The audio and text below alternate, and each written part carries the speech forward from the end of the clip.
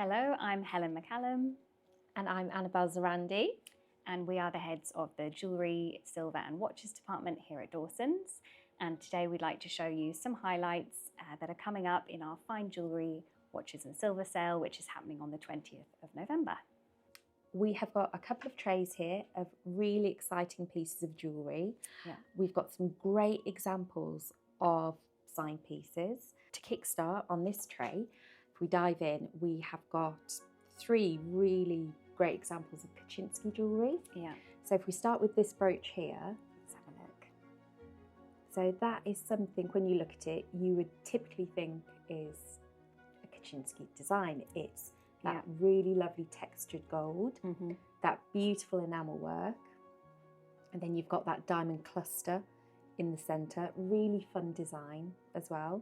I mean, looking at that, what are you thinking, kind of 40s, 50s maybe? Yeah, it's got that very, like you say, the warmth of the yellow gold, the vibrant green. It's very much that kind of celebratory post-Second World War feeling that we get in jewellery of the time, but also really fabulous quality. I mean, the diamonds there, they're beautifully matched, really bright and lively.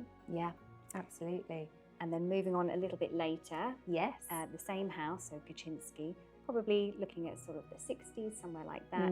And this really typifies work from this designer. So you have this fabulous kind of textured effect to the band, to the mesh bracelet, and then fabulous tiger's eye dial. Yeah, that kind of textured gold, it's so synonymous of Kutchinsky and those designs, and really of its time as well, I think. Yeah. But interestingly, this one, so we have got this fabulous diamond single stone ring. So that is emerald cut. Yeah. And set in a white metal, platinum. So that leads me to think that this is early Kutchinsky work. Yes. Kind of early 1900s. That's when they really had a focus on big diamonds, platinum work. So it's really exciting that we've got possibly. And it's a fabulous diamond, isn't it? It's really gorgeous. Clean, which is very important for an emerald cut, because you can really see right into the stone there. You've got that big table. It's a real window into the piece, so it's got to be a really good quality diamond. Got to be perfect. There's no give for any kind of flaw, I think, with this cut. Totally agree. 5.7 carat, so it's big diamond. Yes. Okay. And then moving on from there, another watch actually quite similar to the Kutchinsky that we've spoken about previously. And this is from another big name in the jewellery and watch world, which is Piaget. And again, this is a real signature style for them. So again, we've got this fabulous textured Milanese mesh bracelet. You've got a gorgeous diamond set bezel, and then this fabulous hard stone dial in this deep green. So, you know, it's a timepiece, but really it's a jewel. You can tell it's a jewellery house. Exactly that, exactly that. I mean, the elegance of this piece, it's beautiful. Yeah, fabulous. This is a necklace by Chaumet. So again, another big jewellery house. With a lot of history. So one of the older jewellery houses. So they were making jewellery for Napoleon, for Josephine. Very famous for tiaras and a lot of regal pieces, but still going strong today. So this is something that is definitely a more modern piece. I was going to say it's a slightly more modern piece. You've got the pave set diamonds here, and that beautiful pearl drop. It's gorgeous, isn't it? So fabulous teardrop shaped cultured pearl. Yeah. It's, you know, it's that idea that yes, it's serious jewellery, but it can have a little bit of a playful twist to it, something unexpected. Fun. Yeah, exactly that. And then what do we have here? So we've got some fabulous coloured gemstones as well. We've spoken a little bit about diamonds, but here we have a ruby, and this is a very special ruby. So it's 2 carats, so modestly sized. But this is actually a Burmese ruby. So when you talk about rubies, that's really the name that we want to hear. It's a very famous historical source, and beautiful, fine quality rubies coming out of Burma. And this one also is unheated, and it has a certificate to say as much. So very, very rare, almost, you know, 90%, I would say at least, of rubies or sapphires on the market would be heat treated. So to find one that isn't heat treated, Mm-hmm. it came out of the ground looking just as vibrant as it does now with a little bit of help from the cutter, and that is something very special indeed. Yeah, exciting piece.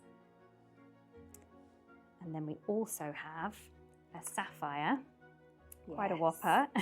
I mean, that is a look, isn't it? It's fabulous, isn't it? Yeah, it's almost bullet shaped then. Yeah. So this is a Sri Lankan Mhm. sapphire, Ceylon, formerly known as. It's also unheated, Mm-hmm. which again with sapphires, that is not the norm. Usually you would heat them to intensify the colour, in this case blue, but this one is as nature created it. Yes, it's a slightly more unusual colour, maybe, for sapphire. It's Got a hint of lilac to it, doesn't yeah, it? yeah. And it's a star sapphire, so it has this asterism. So as you Mhm. rock it back and forth in the light, you can see almost a hint of a star, and that's because of lots of little thread-like inclusions that give it that lovely sort of satin effect. And this one really is quite a significant weight. So this is 44.5 carats. Gosh, no, really stunning. And actually, it's not difficult to see the star in Which that one. it so sometimes it's can be. yeah. Yeah, that's quite a nice example. very exciting. And then one of my absolute favourites. I mean, talking about showstopper pieces.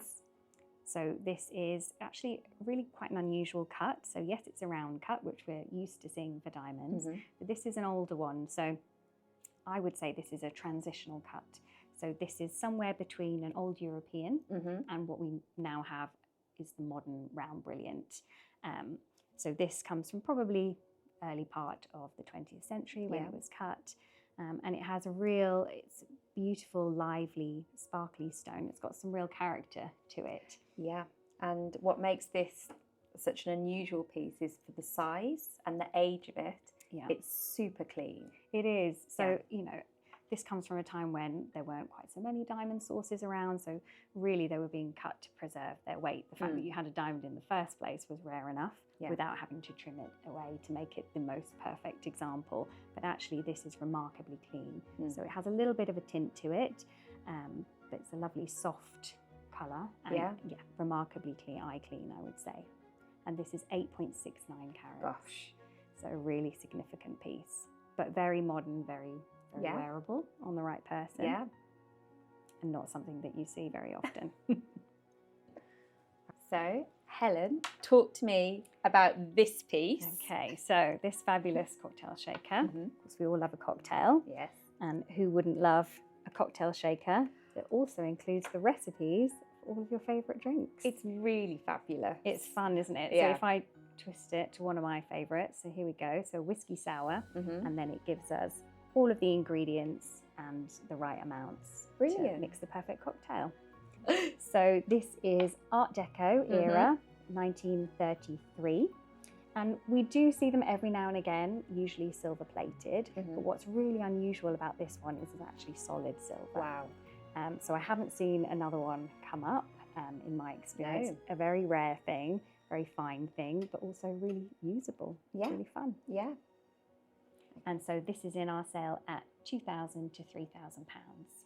I'll take 3. And so just as a reminder, these will all be coming up in our Fine Jewellery and Watches and Silver sale, which is happening on the 20th of November.